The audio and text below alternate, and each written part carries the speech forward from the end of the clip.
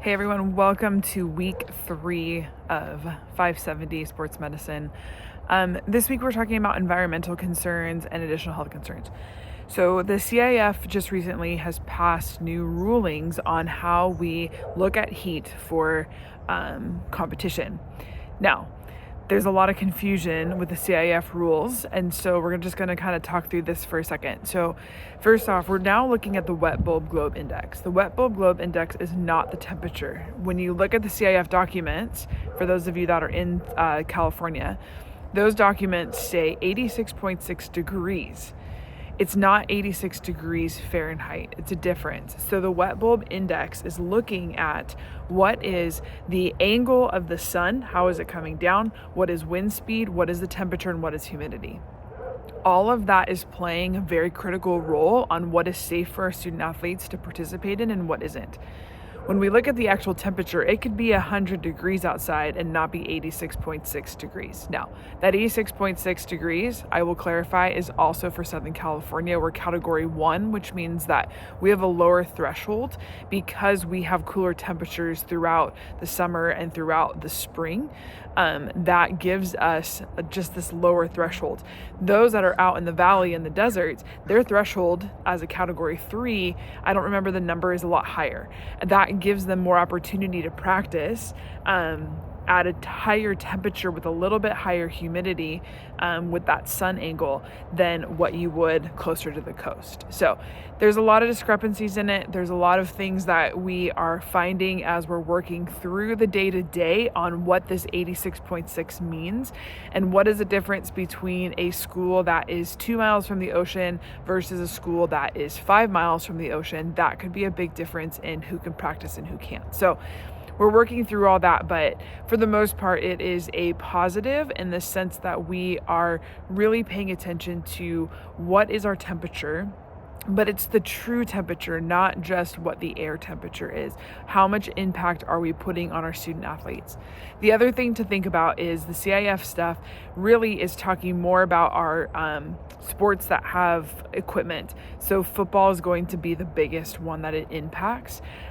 Soccer for CIF on West Coast is in the winter, and so we don't really hit too many roadblocks with temperature there. And then lacrosse is our other big equipment sport, and they're in the spring, and there's a couple days towards the end of season where we might see an impact, but the most of the season shouldn't have an impact.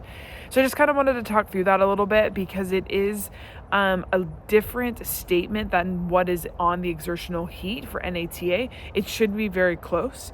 The new commissioner for CIF is an athletic trainer, and so he looks at all these position statements as he's making some of these new rulings. So for this week for class, you have exertional heat to look at. You've got some readings on fluid replacement, lightning safety. What is the NATA's protocol on lightning safety? And then we also are looking at other environmental considerations. There's some articles that a former 570 teacher created on sports nutrition and enhancement in drugs. He's an MD that used to work or works for the military. And so he's got some interesting PowerPoints for you guys YouTubes for you guys to look through. And then we've got a discussion, a quiz, and then this week is our EAP. So the EAP, when we're looking at what the emergency action plan is, I don't want to have you include things like earthquake, fire, intruder. That is all important emergency action plan processes, but that is a school created document that the school and or the district is creating for us to follow.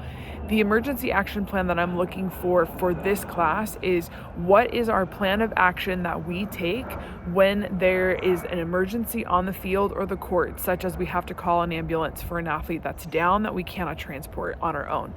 And so you're looking at how does the ambulance get to school, who contacts the ambulance, who contacts campus safety if there is one, for help on the court or the field or to guide the ambulance there, who has all the keys to the fire lane gates that we need access to, who's meeting the ambulance there, is it campus safety, is it an assistant coach, My recommendation is to, and I know this is hard for some of our smaller sports, but to avoid using players.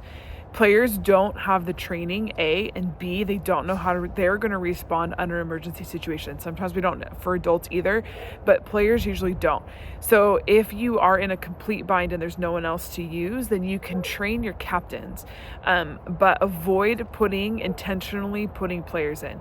Also avoid using parents. Parents are not paid for by the school or by the district, and they are a huge liability and can be a liability if they don't do things correctly. So avoid using parents as well if at all possible. If you're not currently working at a school, you can do emergency action plan for where you are, or you can just create a fake one for a school that you used to work at. If you have an emergency action plan for your school already that you know that you implement for your sport, you may use that. That is fine. Make sure though that it includes all the pieces of the outline that I'm asking for. So you might need to add some additional bullet points in there just for what I'm looking for. But again, I'm not looking for intruder or fire or any of that. This is purely just what do you do on the court or the field if there is an emergency with an athlete. And as always, there's a weekly devotion at the end for you to look at. So this was a long one for this week. If there's any questions or you guys want to talk through some of the CIF stuff that came out, it is very interesting and moving in the right direction, but there's some growing pains when you're implementing rules for the first time, especially when dealing with coaches. So give me an email or let me know if you want to chat, and we can do a Zoom or a Google Meet. So hope you're having a wonderful day and a great week.